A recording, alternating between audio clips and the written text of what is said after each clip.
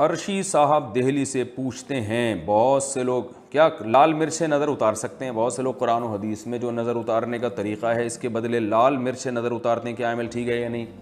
اس کی کوئی شرعی دلیل نہیں ہے، لوگوں کے تجربے ہیں۔ بعض لوگ کہتے ہیں ہم لال مرچ جب جلاتے ہیں دھواں آئے تو دھواں نہیں آنا اس کی علامت ہے، نظر اتر گئی وغیرہ وغیرہ، اس ٹائپ کی کچھ چیزیں ہیں، ہمارے بھی اپنے خاندان میں بھی ہم نے دیکھی ہیں۔ تو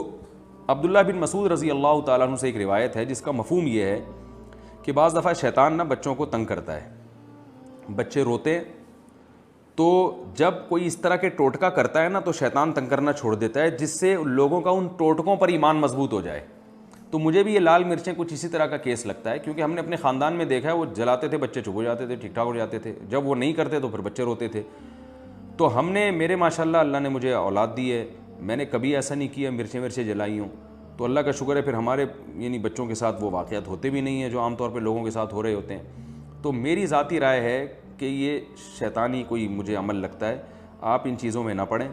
ان لال مرچیں اور پیلی مرچیں اور یہ بٹے بٹے گھما رہے ہیں، پتہ نہیں کیا کیا کر رہے ہوتے ہیں لوگ، چھوڑ دیں ان چیزوں کو۔ سیدھا سیدھا جو رسول اللہ صلی اللہ علیہ وسلم نے دعائیں سکھائی ہیں، اعوذ بکلمات اللہ تامہ من کل شیطان وہامہ ومن کل عین لامہ، یہ دعا ہے، یا اس کے علاوہ جو صبح شام کی دعائیں ہیں ان کا اہتمام کریں، بچوں پہ سورہ فلق سورہ ناس پڑھ کے پھونک لگا کے ایسے دم کر دیا کریں پوری باڈی پہ ان کے ہاتھ پھیر کے، اور بچوں کو خود سکھائیں بھی یہ کلمات۔